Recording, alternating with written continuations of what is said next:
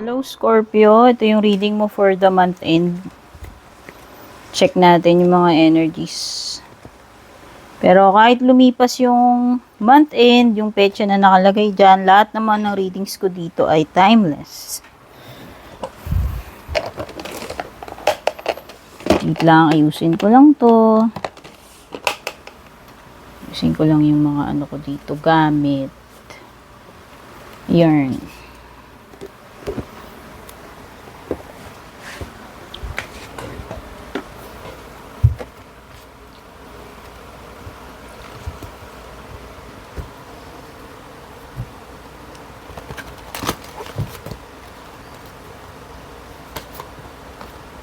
Wait for winter. Yung mga overall energies mo, wish wisely. At saka healing.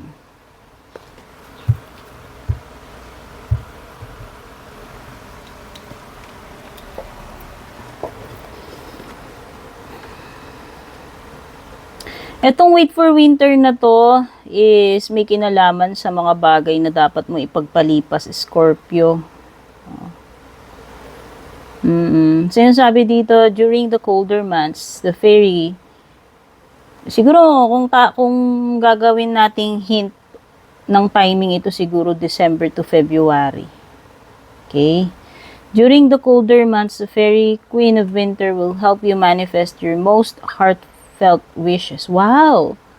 So, may manifestations ng wish coming true for you, Scorpio, since sinusundan yung wait for winter ng wish wisely. Ayan, o. As long as your intentions are for the highest good of all. Something that you are waiting for or wishing for might be granted. Diba? Maaaring ipagkaloob sa'yo. Ito.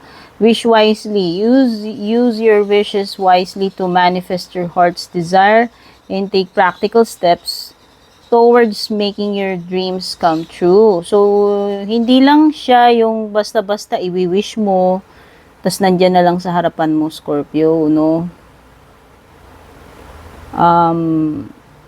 Realistically speaking, sinasabi dito na yes, nandyan yung manifestation, maaari mong ma-receive yan, maaaring matupad yan para sa'yo, pero syempre, this is something na meron kang gagawin. Okay? Sabi nga dyan, no, take practical steps towards making your dreams come true. So, kung meron ka talagang mga gustong ma-fulfill sa buhay mo, maabot, mangyari, kailangan mo na,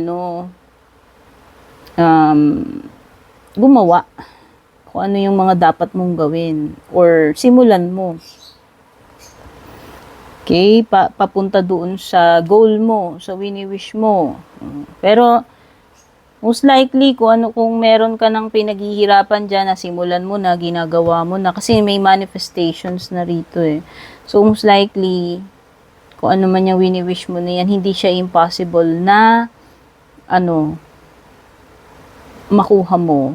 Meron ding healing dito, now is a time for you to give or receive healing. Everyone has a natural ability to heal others. So, it's either you na makaka-receive ka ng healing or ikaw yung pwedeng makatulong.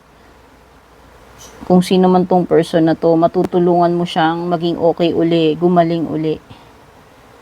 Oo, may makaka-receive ng healing dito, whether ikaw yung makaka-receive or ikaw yung magbibigay ng healing. Baka yung iba sa inyo may gift kayo na manggamot. Okay? Hindi naman necessarily na meron ka superpowers. Baka mamaya yun ang isipin ninyo eh. Ibig lang sabihin nito, kung ikaw yung healer dito, baka ikaw nga yung magiging instrument para maging okay uli itong person na to, na matutulungan mo na gumaling. Okay?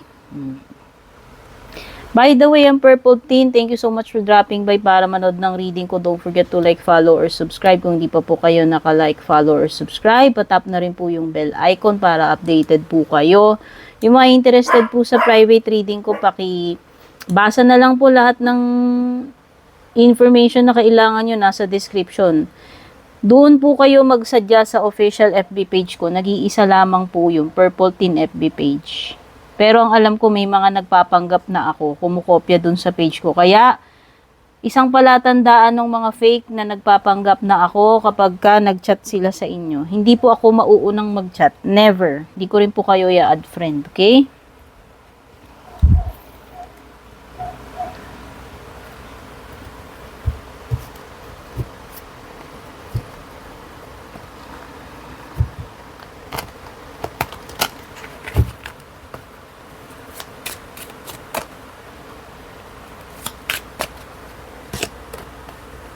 Meron ka Sagittarius energy dito, Temperance, Reverse, Three of Swords, Reverse. Ayan na nga yung healing mo.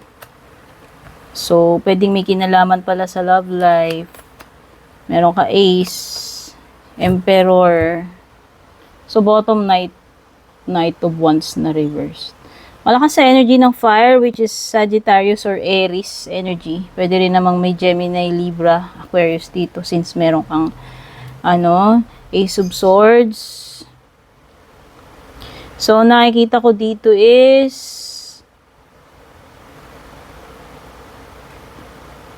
acceptance. Maring magkakaroon ng betrayal dito or third party situation or separation. Maring iba naghiwalay na kayo or maghihiwalay pa lang, no? Remember, hindi ko kontrolado yung mga energies kung ang masagap ko dito past, present, or future energies man ito sa inyo since ito ay general reading lang. Okay? Keep that in mind, no? Nakikita ko dito is hindi ka pa healed totally. Oo. Pwedeng nandun pa rin sa process ng healing kung nagkaroon mo ng breakup dito, paghihiwalay. Kasi nga sobrang sakit, no? This is a situation na mahirap talaga siyang tanggapin kasi Three of Swords siya, napakasakit niyan eh. O, maaaring hindi ka makapaniwala or kahit na nangyari na, mahirap pa rin siyang tanggapin. Sobrang hindi mo ine-expect din siguro na magagawa niya. Kasi masakit yan, betrayal yan. No? Whether sa love life mo yan or betrayal na hindi related sa love life.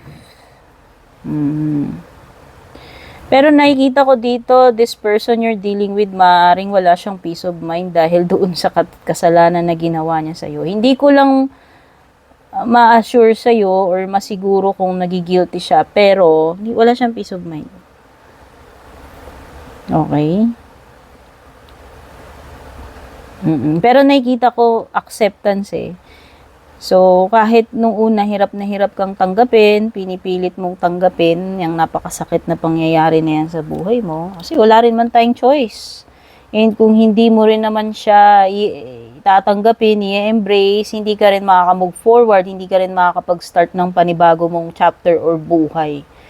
So, you will end up miserable kung sa una pa lang kumbaga kung sa acceptance pa lang hindi mo na magawa. Sa ayaw at sa gusto natin, nangyari na yan, or mangyayari pa lang, hindi ko alam. Pero, whether you like it or not, tatanggapin mo rin yan. Oo.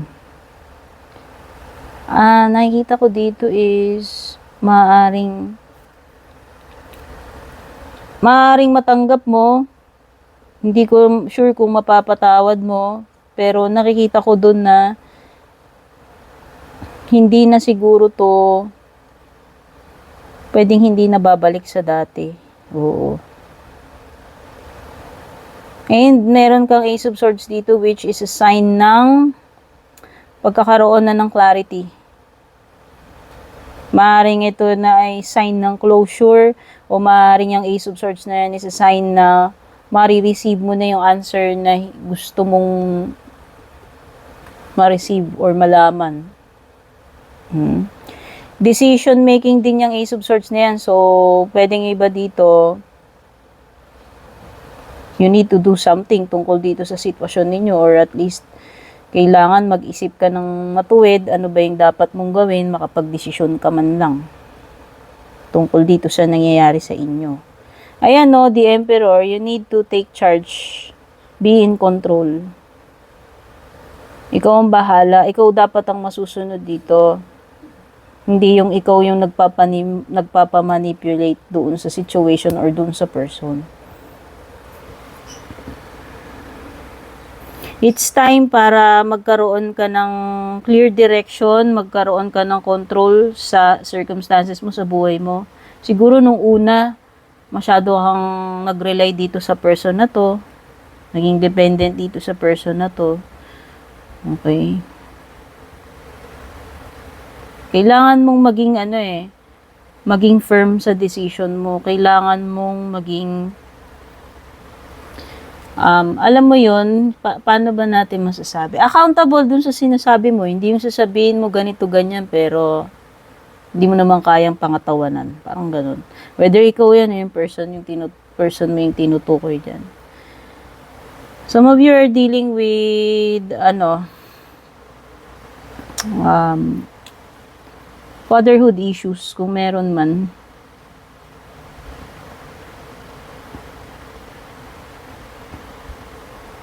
And I don't think this person will take action. Kasi nakikita ko Knight of Wands, baliktad. Pwedeng wala kang ma-expect dito, wala kang mahintay, pwedeng hindi siya magparamdam, or worse, hindi siya magpakita. So wala akong nasa-sense na meron siyang gagawin tungkol dito sa situation ninyo. Okay? So, yung iba sa inyo, baka merong travel delays, ha? Kung meron man kayong gagawin, pwedeng mapuput on hold. Sa may delay sa mga activities or pupuntahan. Pero, if ever na may problema ka, nakikita ko Ace of Swords, so ibig sabihin, magkakaroon ng resolution. Or makakahanap ka ng diskarte pagdating dito sa bagay na pinoproblema mo. Pero this is more on clarity or closure. Answer kasi yan si Ace of Swords.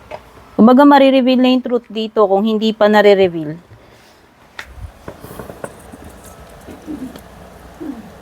Check pa natin, Scorpio, ano pa ibang paparating sa'yo? Tumalsik tong grapes at saka cat. Itong cat ay tungkol sa isang doble karang person. Meron dyan tao sa paligid mo, plastic, traidor, no? Pag nakatalikod ka, iba sinasabi. Specific, kaibigan, sinasabi dito, pero pwedeng hindi kaibigan. Grapes is may kinalaman sa results ng mga pinaghirapan mo eh. So, baka eto na yung bunga ng paghihirap mo. No, siguro ayan na, malapit na magkaroon ng outcome, positive outcome, yung mga pagsisikap mo. Pero this is also a time ng mag-have fun ka naman. Go out with your friends or family or loved ones na mag-relax ka naman, no, mag-enjoy. Unwind, 'di ba? Chillax. Ay, psychic ability, intuition mo to. O baka meron ka na-feel tungkol sa isang bagay, tao, or situation. So, trust mo yung gut feelings mo, your intuition mo. Baka kasi tama yung mga kutub-kutub mo na yan. Ay, it's also about vision. So, pwedeng ito ay may kinalaman sa mga goals mo. Sabi ko nga, maaaring ma-reach yung goal eh. Or maaaring magkakaroon ka na ng clarity tungkol sa isang bagay since mata is vision. So, kung nung una, unsure ka or hindi mo alam yung mga nangyayari, so ngayon is magkakaroon na ng revelation or clarity tungkol sa isang situation. Or kung naghahanap ka, kung ano man ito na matatagpuan mo. For example, naghahanap ka ng opportunity, trabaho, ganyan-ganyan. So, siguro whatever you are looking for, maaaring makakahanap ka niyan. Bread is about prosperity, abundance, so plenty of material things, yung mga pangangailangan mo will be met, no, sapat. So, ibig sabihin, this is a period ng pagiging komportable, hindi hirap pagdating sa needs or financial. Okay? There is enough. Tingnan pa natin yung mga closing messages or payo para sa'yo.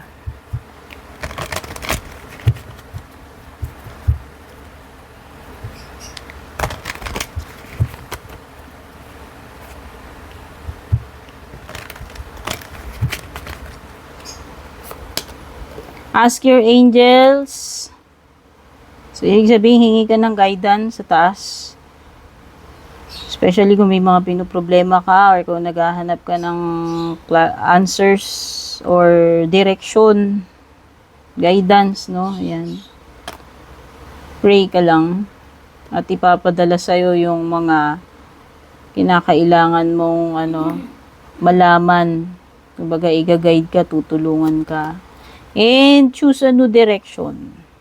Sa career man to, sa love life, ibig sabihin, baling na lang yung attention mo sa ibang bagay. Or pwede kang mag-explore ng ibang opportunity. Kumbaga, hindi lang yung nasa harap mo yung available sa'yo. May mga ibang possibilities na naghihintay sa'yo. Kung ikaw ay willing na, mag-explore. Mag-leave ng iyong comfort zone. Siguro hindi ito yung tamang path para sa'yo kung ako tatanungin, kaya siguro choose a new direction.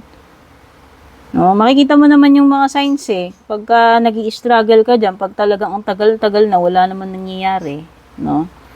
Sa relationship man yan, sa buhay mo, sa career mo. Ibig sabihin, mag-explore ka ng mga bagong pamamaraan, diskarte, mag-explore ka sa ibang lugar ng opportunity mo, huwag ka na lang maging stuck na lang dyan sa kung anong meron sa harapan mo, no? Kung sa jowa to, love life, baling mo na lang yung attention mo, feelings mo sa iba.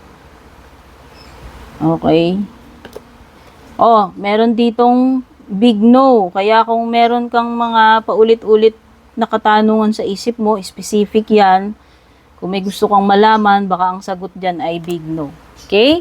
So, yan yung mga energies na nasagap natin sa reading mo. As always, hangad ko na makatulong sa inyo palagi yung reading, makapagbigay man lang ng sagot or guidance or clarity. God bless, take care, and babush.